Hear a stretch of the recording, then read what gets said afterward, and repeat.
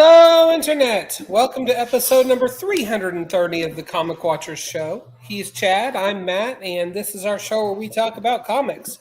With us this week, returning, is the one, the only, Lewis Southard, talking to us about his latest Kickstarter, Storyborne. How are you, Lewis? He's back! It's like time number 3 or 4. That sounds about right. I haven't run him off yet. I got to work harder on that. Thank you for that, Chad. You're visiting us from your green screen room again. Mm-hmm. I love it. I love it. Before we jump in, what is that? What is it? Oh. The puppet! The Chad Muppet. Somebody make that for you, or did you make that? Yes. No, my wife had somebody make it for me for Christmas one year. That's cool. I wish I had a puppet version. I guess I am the puppet version of myself. But yes, until you actually own a unique one, you are your own puppet. But this is not puppet talk. I mean, that would be great. Puppet Watchers. Right? This is the spin-off that we're going to come up with right now. I think the Muppets is coming back, right? Do what? Yeah. The Muppets, they're coming back. They're always coming back. Who doesn't love the Muppets? Well, apparently, what a way to kind of jump into the news. Some news stories. They are, I guess, invading the Marvel universe later this fall. Really? Go on. Yes. No, I mean, it was just they released a couple variant covers the other day and said that I guess there's going to be a Marvel Muppets, and it's like Chip Zdarsky and a whole bunch of Ashley Allen. So It looks. Mm-hmm. That's cool. Don't you read the site called Comic Watch? Not as much as I should, I suppose. Is it actually a crossover, or is it just covers that they're doing? No. It sounds like it's a crossover one shot. Yeah, because it's the 50th year celebration of the Muppet Show. That's awesome. I have a question for you then. Which of the Muppets do you think is worthy of Mjolnir, of Thor's hammer? Oh man, well, it's got to be Kermit. Yeah, you don't have an oddball one? Dr. Teeth. All right, Dr. Teeth for the win. I like that. But also, San Diego wrapped up last week, and congratulations, Matt. You beat me by 1. Did I really? I won. I never, ever guessed correctly on Eisner's. But there were some surprise. I wouldn't say surprises, but there were some interesting ones, and I just want to say congratulations to the Lord of the Flies adaptation, which won its category. So, yeah, congrats to Daniel Warren Johnson for that amazing Absolute Batman annual. Mm-hmm. And I bet against. Shame on me. And Dennis Camp, kind of as we predicted, kind of cleaned up. I'm very happy for him. I loved Absolute Martian Manhunter. Oh yeah, and I very much Crisis events and that book. I think it's objectively good. I just can't read it because it's so depressing. So I have to be in the right mindset for that one. No, I get it. That's the same thing with me and Ice Cream Man. Yeah. Similar veins, same depression. That's the thing with I do the reviews where it's like, okay, this is very real world, Comics should be escapism. Yes. Not depressing. But anyway, Chad, what else is new in the world of news before we jump into Storyborne with Lewis? Just announced today, Deadman is getting 6 more issues for a 12-issue run. Speaking of Ice Cream Man, speaking of W. Maxwell Prince, which I'm glad. Yeah, you should be, because you're kind of the W. Maxwell Prince dude of Comic Watch. It's actually, I mean, it's it definitely has their spin on it, like with all the, information dumps and exposition and kind of thinking outside the panel with how they present stuff. I'm not ready yet. I love Ice Cream Man. That's one of my most favorite comics. I love that it's an anthology, and I just like how much they experiment with it. But I really love that Superman, the Kryptonite Spectrum. Dude, I that thought was awesome. that was like a nice, like modern version of a Silver Age book. Like it was the right amount of silly and serious. No, that was one of my favorites of the past. Like, what was it? I guess last year into this year. Mm-hmm. It was really good. I think I liked it better than All-Star Superman. Really? Really? That's saying something.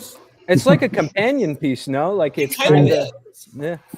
It's neat. I'm not. What do you guys? I'm not so sold on the ending. I thought the ending was a little weird, but I guess if they are doing a Silver Age type of thing, that is kind of like the perfect homage to that. That if that's what you're doing, you did a good job. Yeah. For sure. I think it kind of leaves it open for them to come back to it if they want to also. Yeah. No, definitely. I hope they do. And they could. I mean, it's certainly a premise that lends itself to more and more and more, however much you like. Well, I'm after for Kal-El to come back. When Kal-El is in regular continuity, then I'll know it was all worth it. Oh, he's back, baby. Action Comics 1100. After the Zod crossover. After Dead Man issue 2, I could see them doing a Plastic Man, because Plastic Man kind of guest stars, and it's like they're talking about when Dead Man, like, when he tries to inhabit Batman's body, he's like, "Oh, Batman's, I've done this before."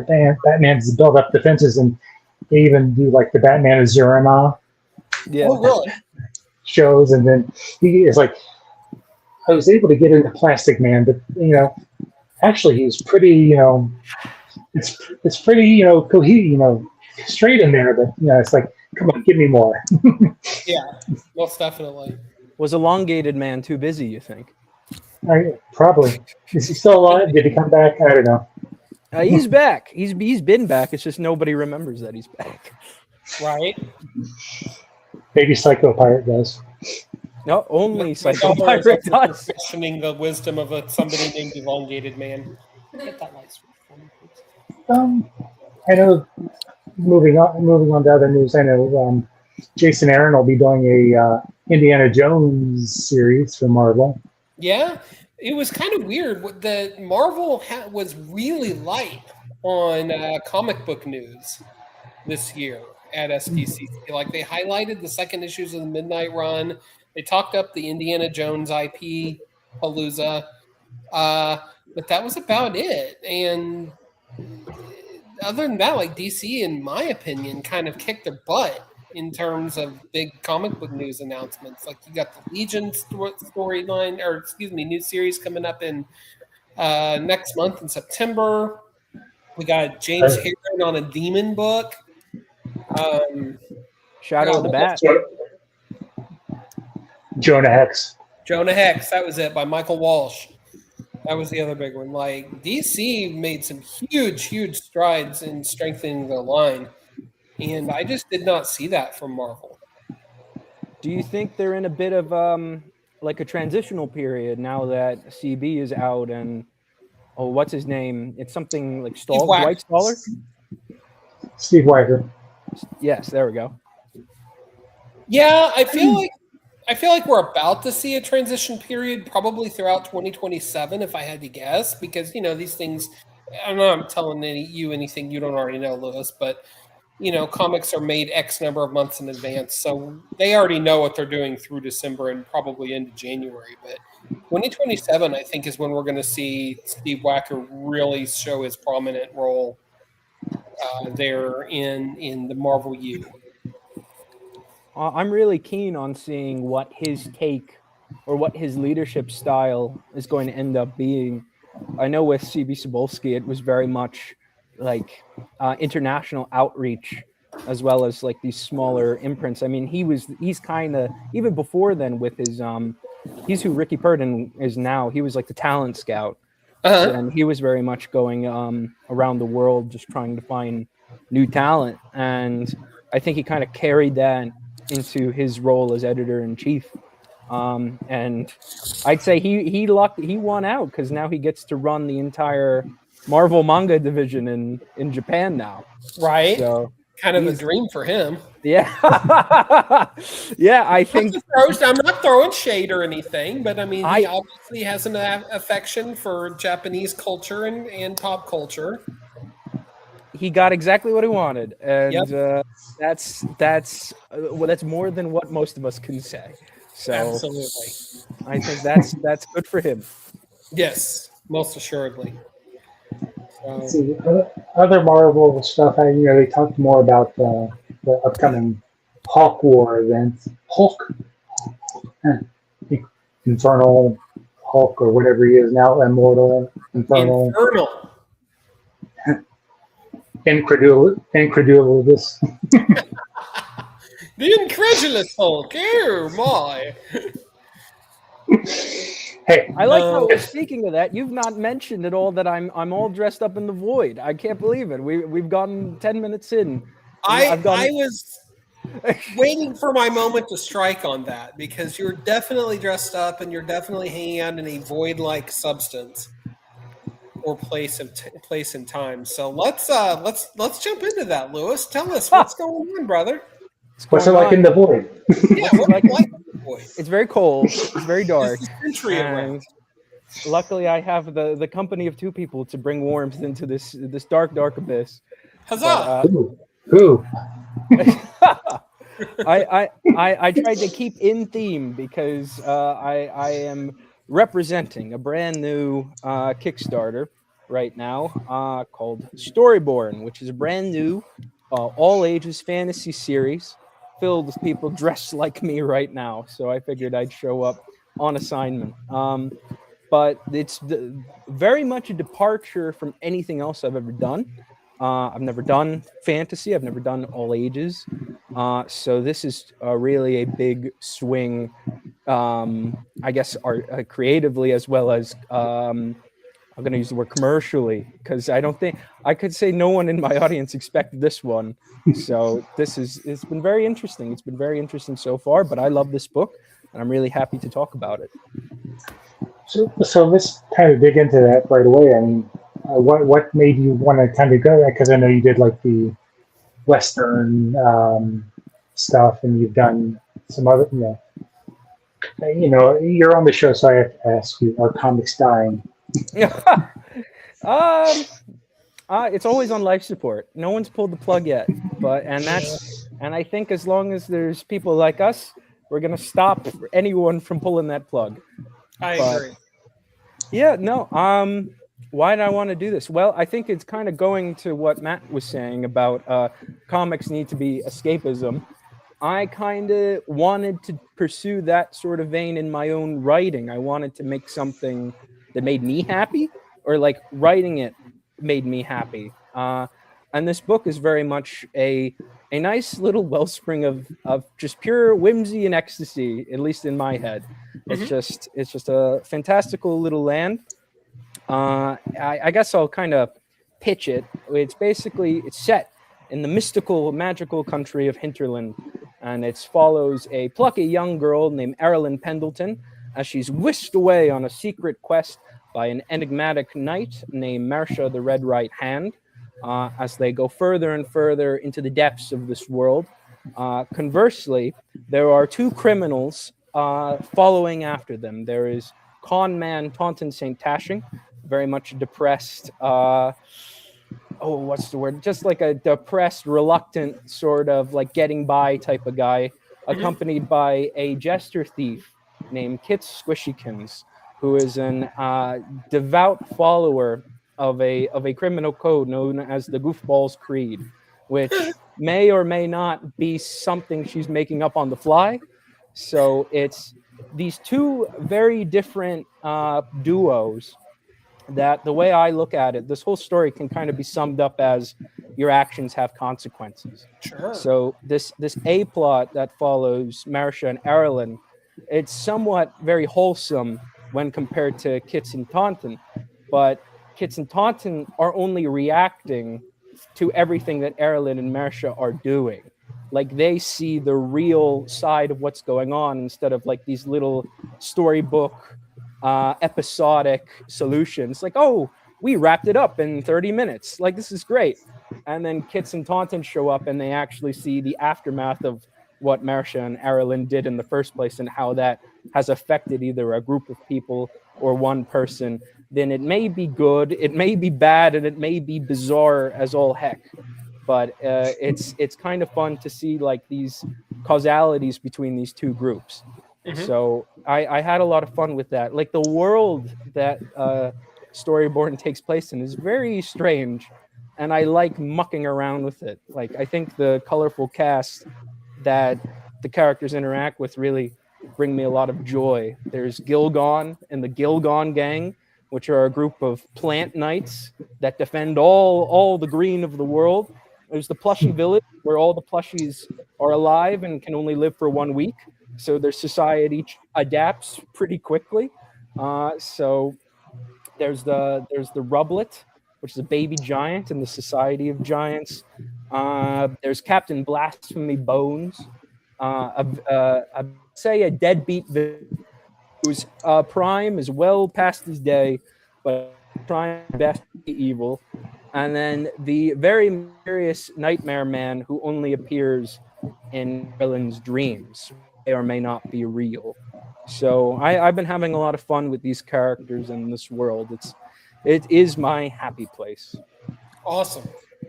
So the world building in general, I should say, is a lure in and of itself. But what made you decide to take this into an all ages frame? Oh, okay, that's a good question. But I think that kind of stems into how this started in the first place, of how I came up with the idea, which was I had an ex-girlfriend who really loved just animation, whether it be all ages animation or adult animation. And like in any decent relationship, you do that thing where you take turns like showing each other shows, right? So whenever it was her turn, that happens. What do you mean?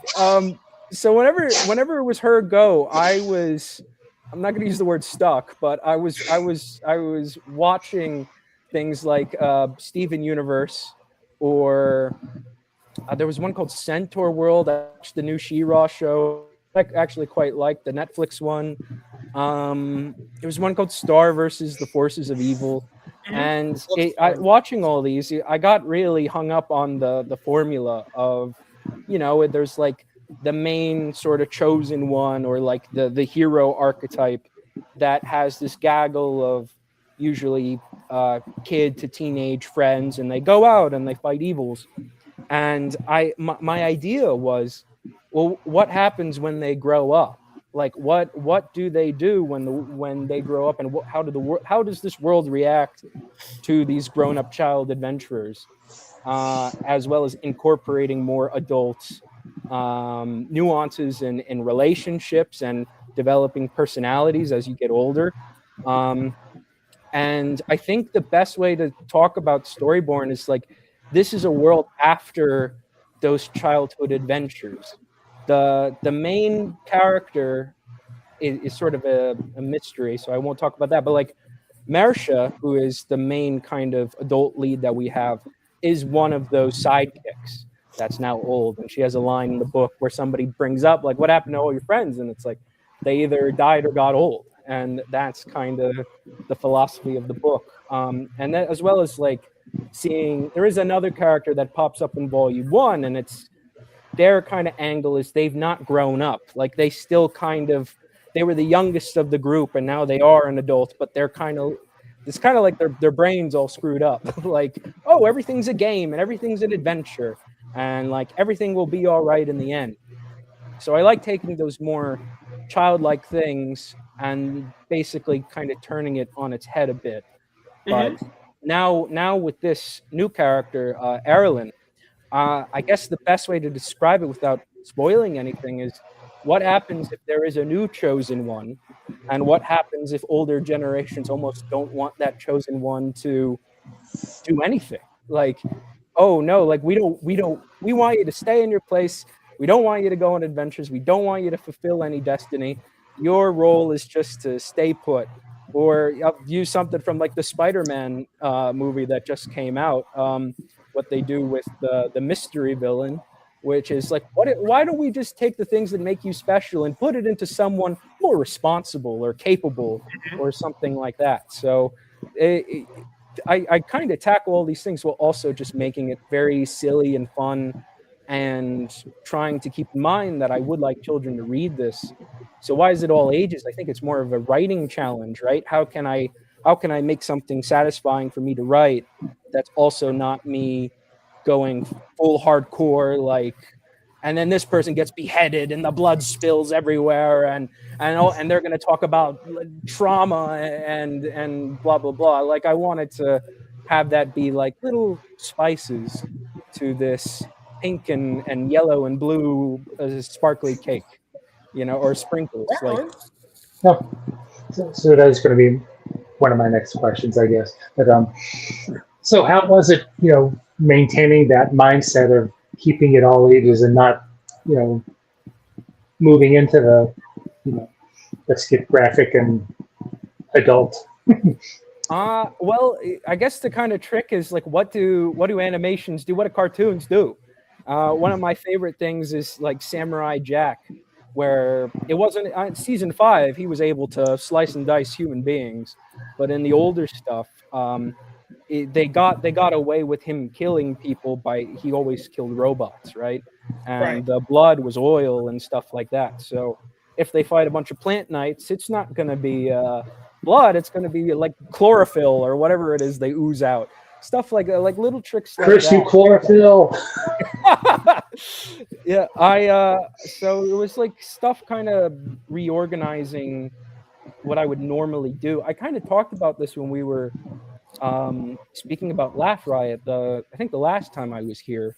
But one of the things, and that's a very adult book. That's like the complete tonal opposite of this. But I think for me to keep myself interested is to create writing a different way than I would normally do, because then it makes me feel like I'm actually learning, and then of course I'm actually having to think, which nobody likes to do. But I was very much like, okay, how do I not be myself for this type of thing? So like this was just a way for me to kind of go in a completely new wheelhouse. And I think the art is definitely a way to help that transition a lot easier as well. I'm going to shout out the creative team because the main artist is Puree, or Komi Merida. She is fantastic. She's one of the best artists I've ever worked with. She's very popular and she has a wholly unique style.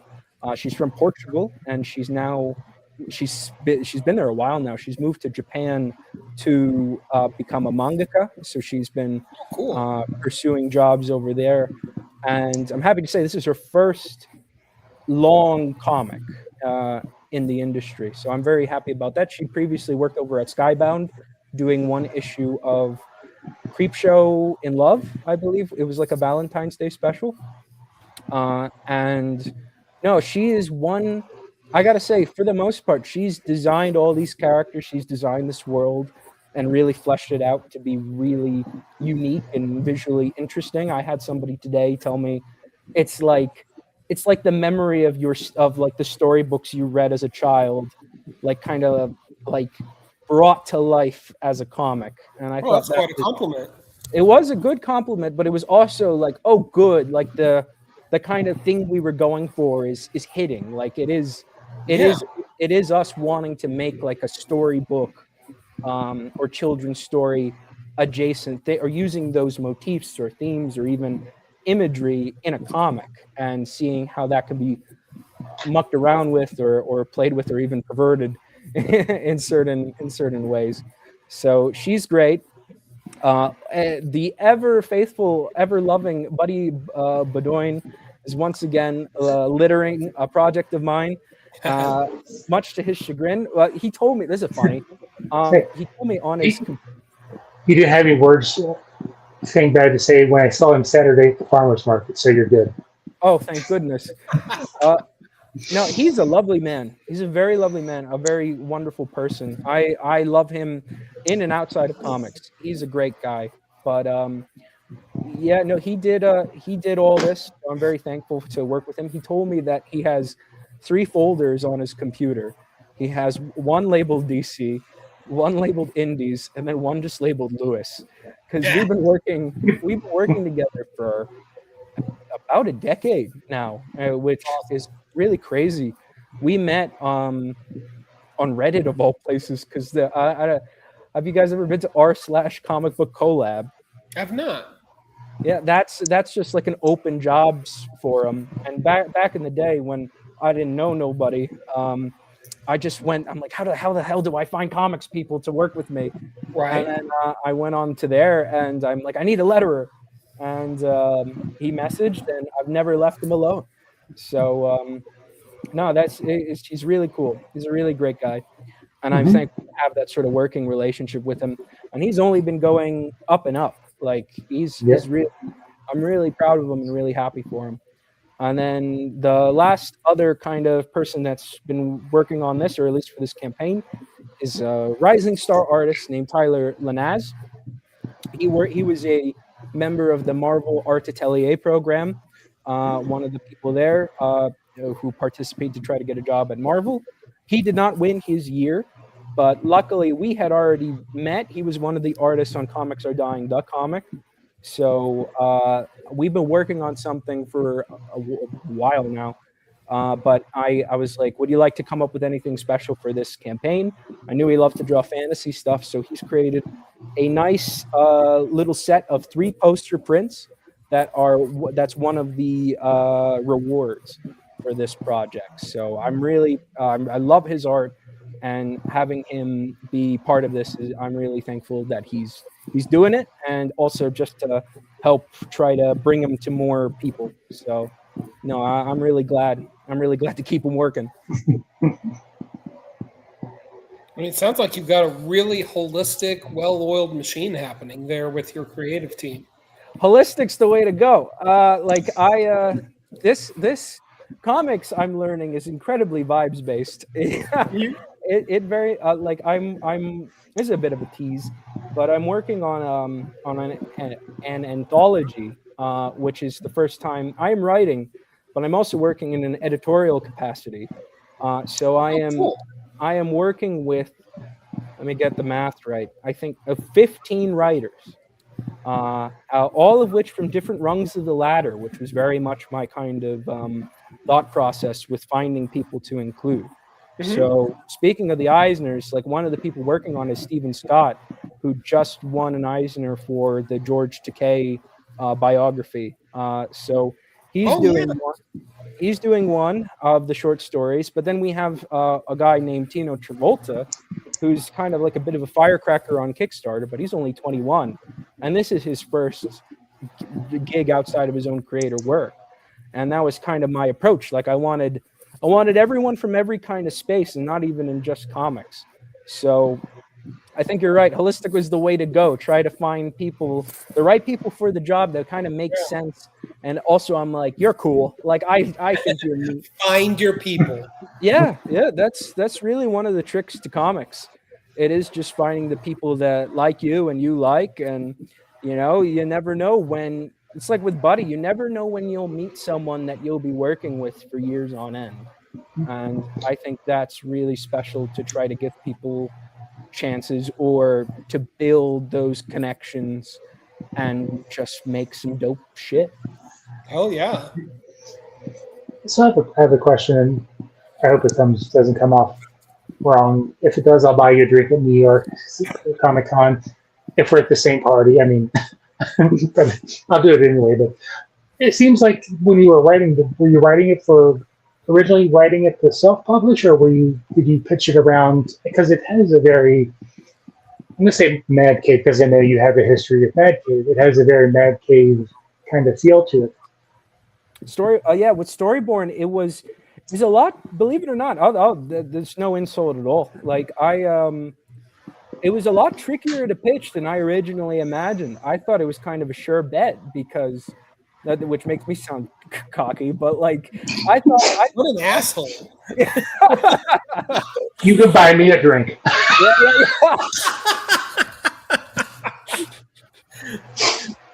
Yeah. I pitched around to a lot of different editors, and the kind of like thing that I got was that they didn't quite get it, which was just very strange because I thought like, well, this is me trying to be as straightforward as possible. But I did that for a while, and like I said, Puree is a very popular artist, and I was very much thinking like, well, like her audience loves her. This is like her big shot at making a big book. Like this kind of is a nice way to ingratiate her more into comics, and I couldn't get anyone to really be like to see it as much as we loved it. So when I was the past couple, say like the past year and a half, I've made the transition into doing Kickstarter, and I did Comics Are Dying with Zoop, and that was my first foray into crowdfunding, but that was them handling distribution and marketing. But this is then I just decided, like one of the things here, we're going to go into shop talk. So like pitching around is a lot different than back when I was a boy. Like when I started, there were so many places to pitch to, and there was a lot of open submissions. There was a lot of places where you did have a chance to get your indie book to get picked up. And I can certainly say that it was true because it happened to me. And as time has gone on, obviously there was COVID, and then there was Diamond shutting down, and a lot of indie publishers either are gone or have kind of become a lot more let's say restrictive with what they maybe. Yeah. That's good with like what they're doing.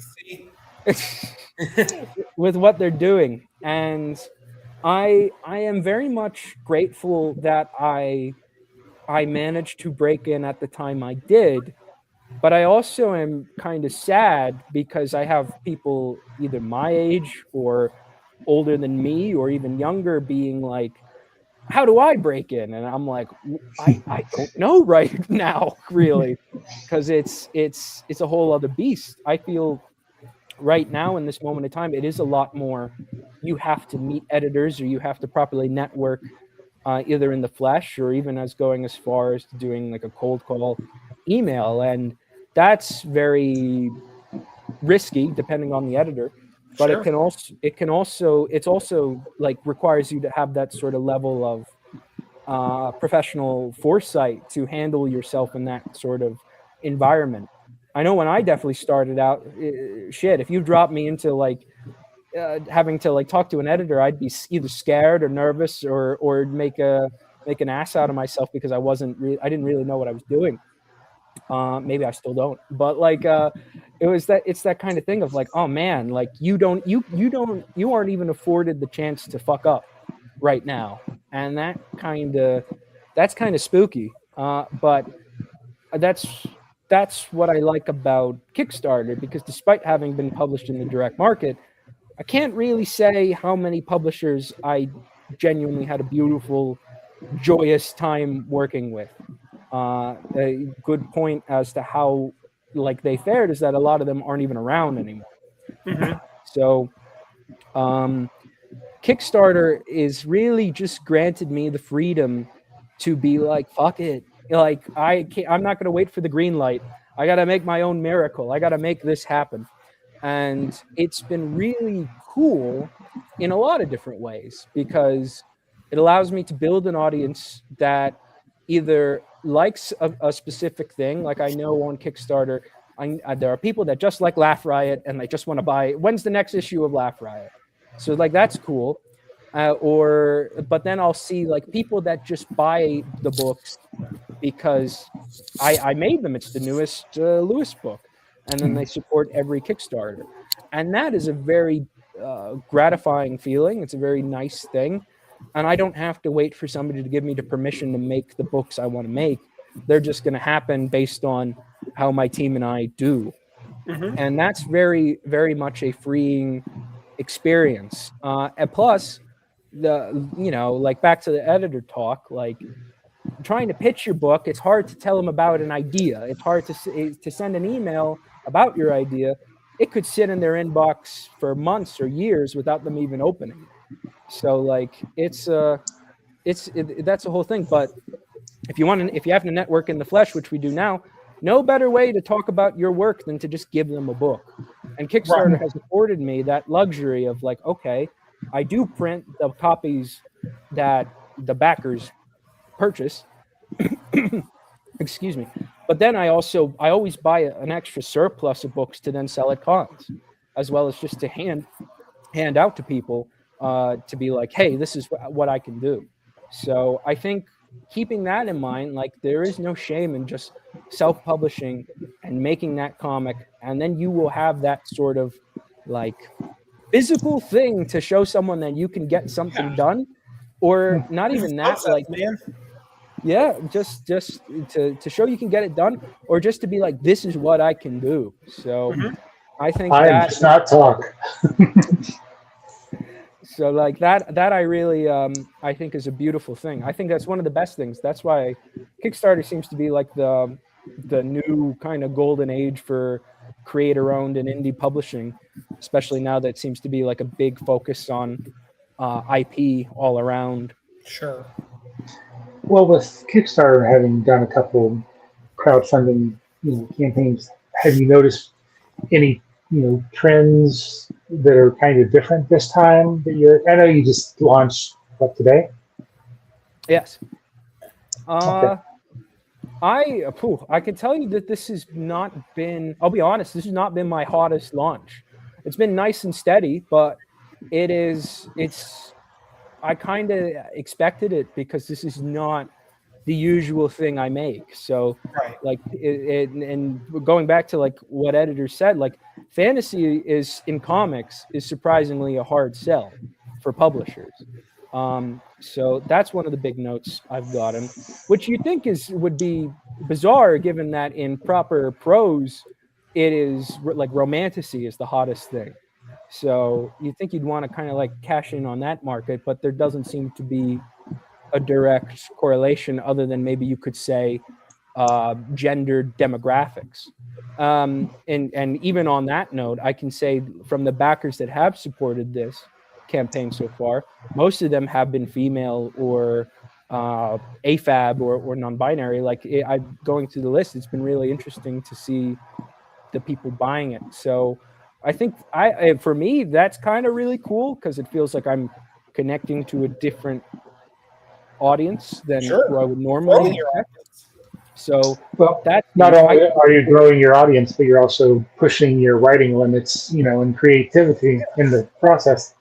Wow, two birds with one stone. Who could imagine? But I could say like with Midnight Western Theater, that had a good mixed audience because it did have like female-centric lead with more, I guess, feminine issues in the overall plot.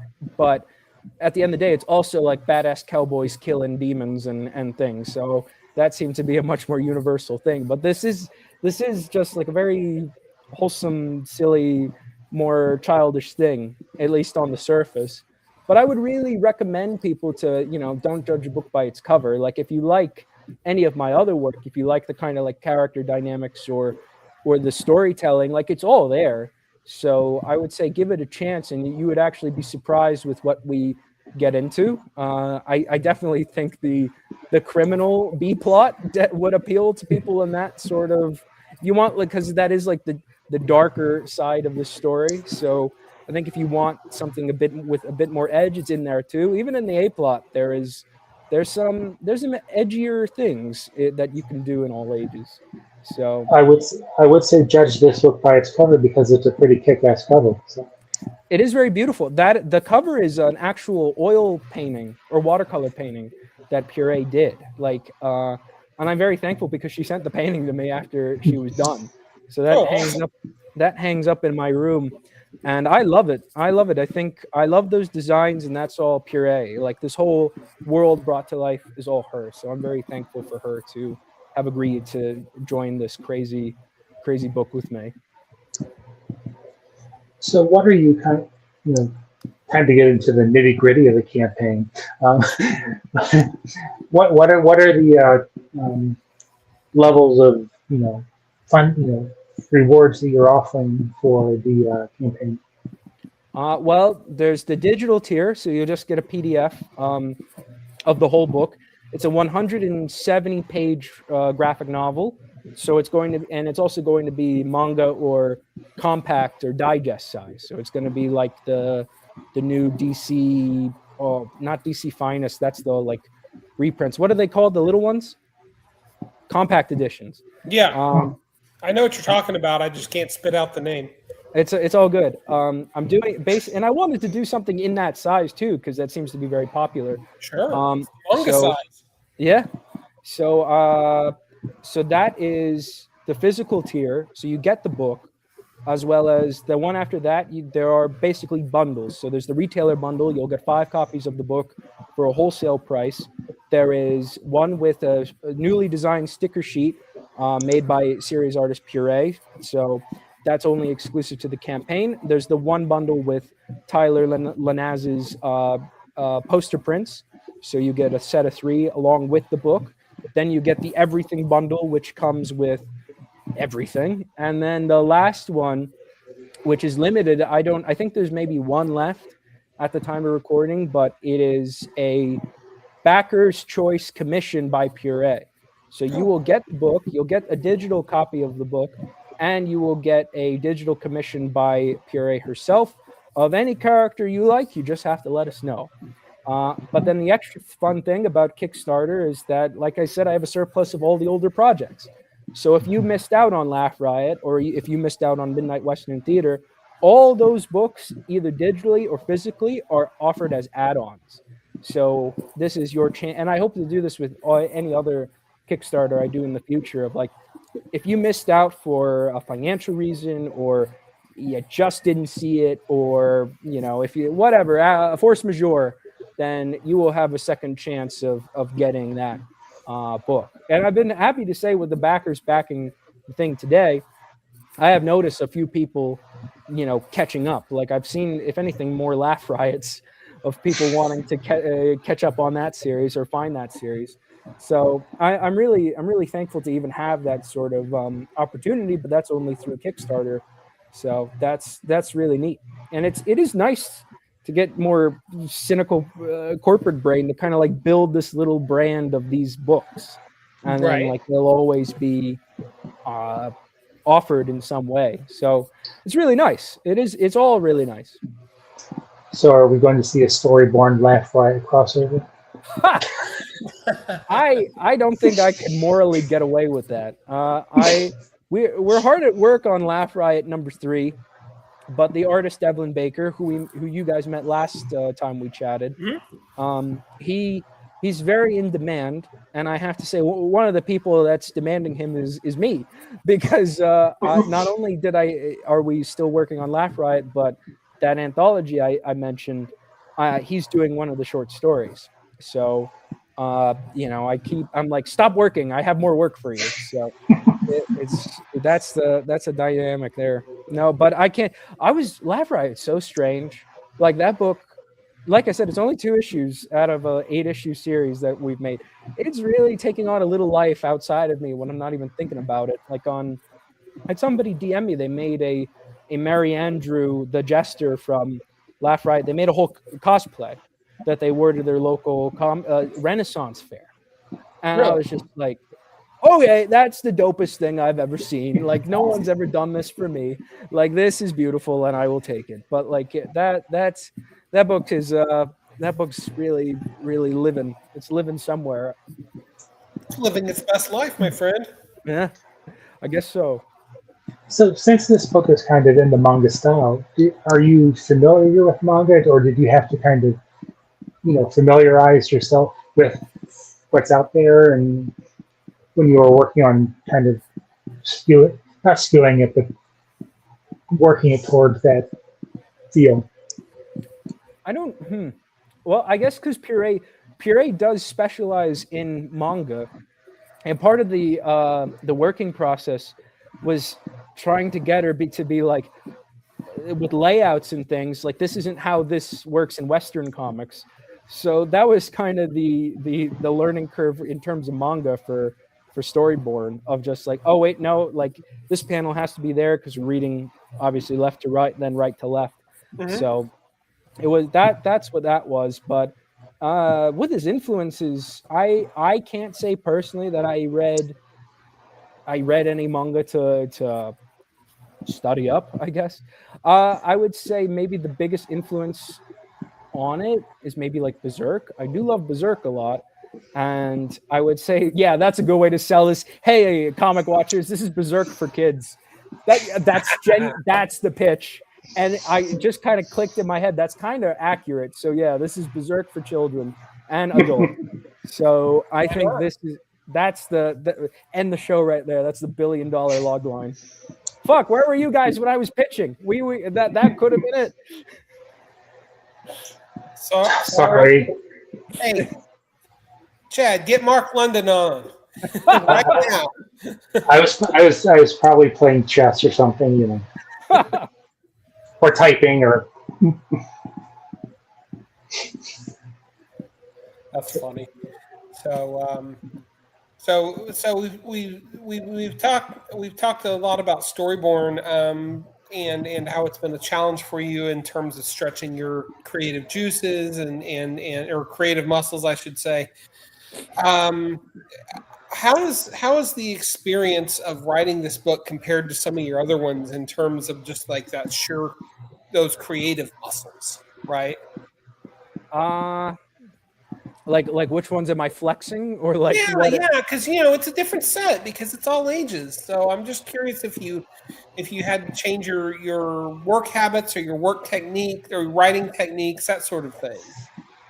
Oh, that's a good question. I can't say no. I didn't want to approach this in any other. I wanted it to be a Lewis book, just in like a different font, and I think that's the best way. But what is a Lewis book? I would say my tropes of like very not dialogue heavy, but like very realistic dialogue, or at least like the characters speak distinctly from one another. I tried to do that as in it. I tried to keep like I think one of the tricks to comics for me is trying to write something that keeps me excited. I know that's a very basic thing to say, but you could be writing something, whether it be prose or a comic script, and just look at it and you'd be like, I'm bored, or like this isn't working, or this isn't funny. And if you're looking at it like that, then nobody else is going to like it. So part of me was just like, okay, keep it fresh, keep it moving. I think it's a lot more fast paced than a lot of my normal books. I did, even though it's one volume, I wrote it in chapters, let's say that. So every 24 pages is a different chapter, and that's something I've never done before. It alternates between the casts. So the A plot will always be Marcia and Erlen, and then the next chapter it cuts to Taunton and Kits, and then it goes back and forth and back and forth. Right. And that was a lot more exciting for me because I had to keep the timeline straight.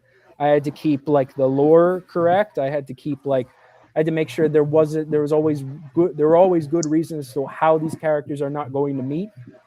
As well as what I was talking about earlier of what Marcia and Erlen, how they screw up a place to the best of intentions, and then Kits and Taunton find this aftermath, and it's like these unfixable problems. Like they discover like, oh, actually these things were a lot more complicated than in a typical children's situation.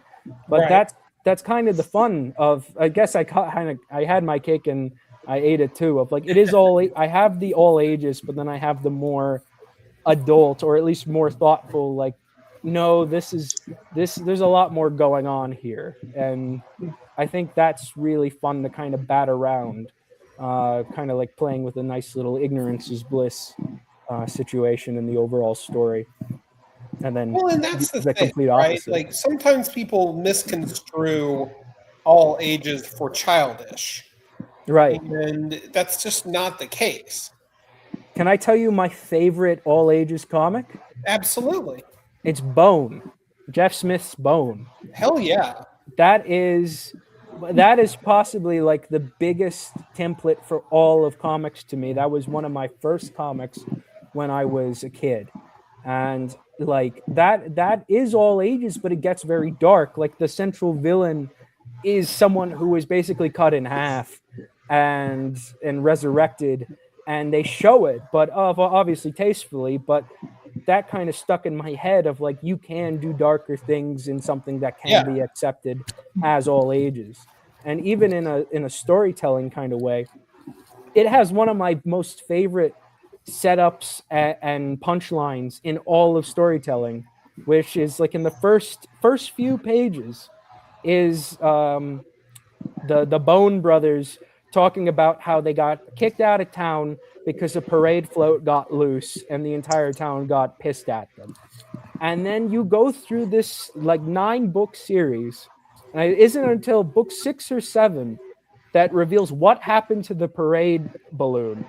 And it's one of the biggest, like most, like for me, one of the most excellent reveals in all of comics, because it's like a fuck you, but it's also like, that makes perfect sense. And I don't want to spoil it for anyone who's never read it, this like 30-year-old book series, but I that has always stuck in my head since I was a kid. Like, but it also taught me like paying attention to your books or your stories matters, like as a reader, like you like, because you never know what will pop up and be important. And I think that's the type of like, those are the types of readers or type of experiences I want to see.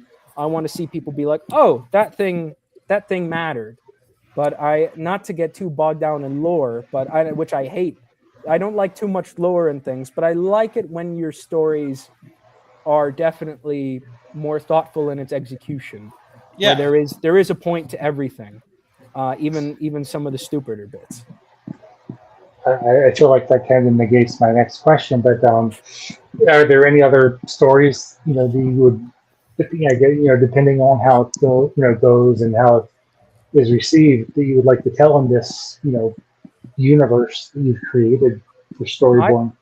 If I had my druthers, if I had my way, I would.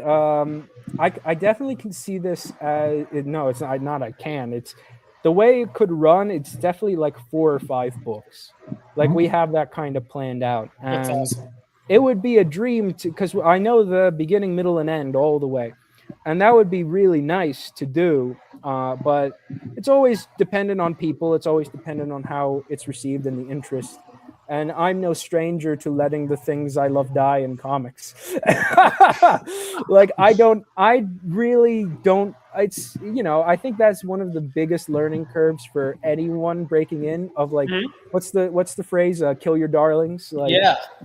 But I still think you have to try. You have to, if you love something and you put it out and it didn't work, then hey, that's life. But at least you did it, and that's you made that flipping thing, and I think that's always cool. Best to actually have the thing than to not have it at all. No such thing as a definite maybe in my life. So, have you started looking beyond Storyborne yet as to your next project? Well, I've been alluding to it a little bit. I have this anthology. I can spoil what it is because we've been we put open calls. So I am working. This will be the next Kickstarter after Storyborne. And this one, based on like the 2 posts that I put out, the usual Lewis audience, they'll gobble it up. Like this is, it is a superhero satire anthology. Called Ocean Man Adventures #1. It is made by me and artist Tom Hoskison. I'm basically doing a what could I say, like a mermaid man but serious, or a sillier sillier Batman. And we have 15 writers and 13 no wait 14 yeah 13 or 15 writers, 14 artists doing a collection of short stories that go through the different eras of Ocean Man and his faithful wet wonder sidekick Mollusk through their eras. So you will start with Golden Age Ocean Man, and then wrap up with Crab Salute Ocean Man. So we are having a lot of fun. That's been I've not done an anthology since Comics Are Dying. So I decided back like 2 months ago that it was time that I needed to get out of my comfort zone and do an anthology again. But I had mentioned this is my first time editing as well as writing. So I've curated all the writers. I've been monitoring their scripts, and we have everyone from professionals in comics and video games, and and even like what's the word, like influencers, like a proper just popular person, like all as well as a couple up and coming talents. Like I wanted to make an anthology, a comics anthology that wanted to be like everything I'd want to see in comics, which isn't just like it isn't just like we're gonna hire the most popular people. Like I want everyone from every rung of the ladder, either in writing and art. And I'm thankful these days that I am in a position that if I do put out a call, I will get a good batch of people.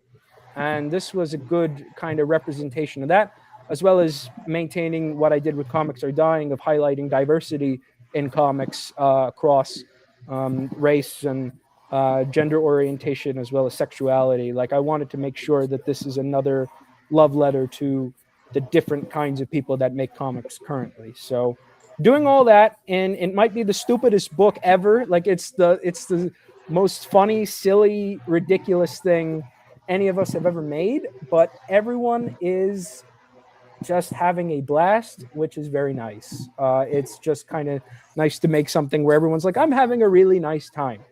And that's very fulfilling. And Tom Hoskison, who is the main artist, he's a killer. That guy is so good.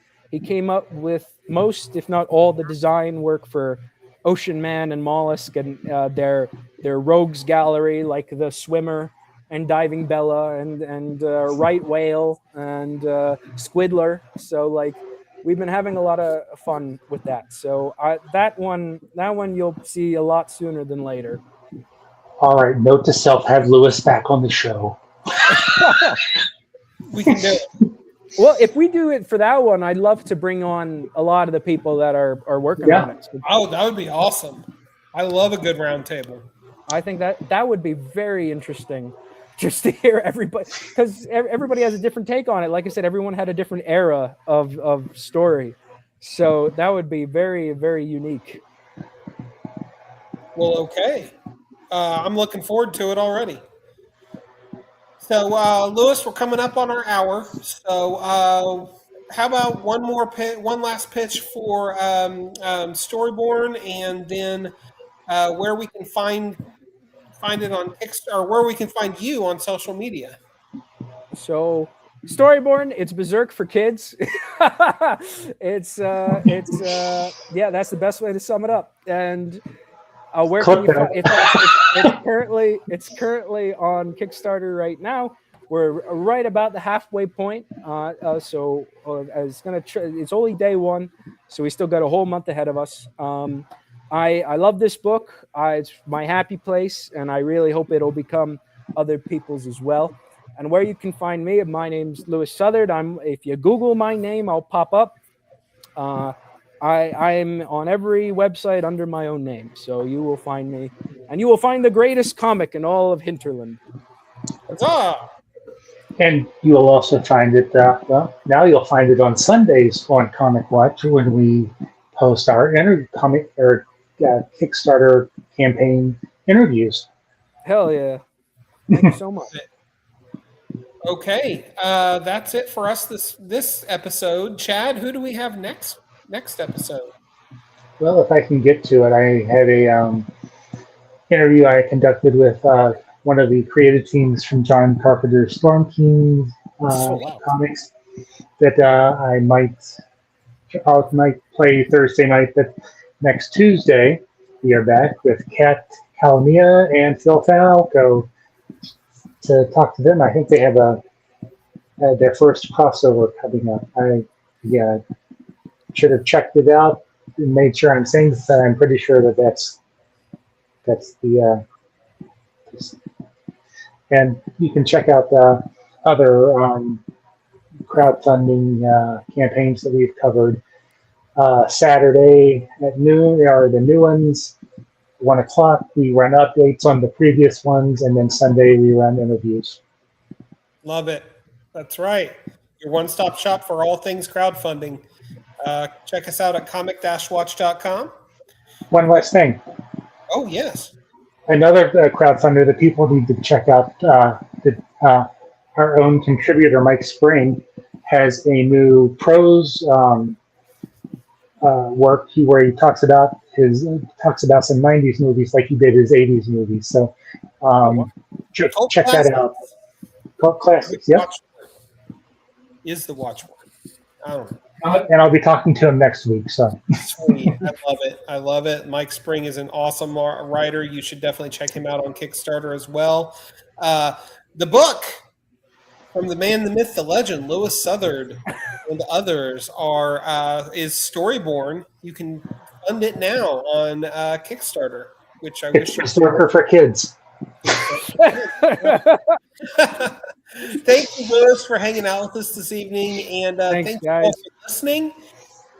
We will be back with more fun and games, and until next time, get out there and do some good in the world, because goodness knows we need it. Thank you for listening, and be good.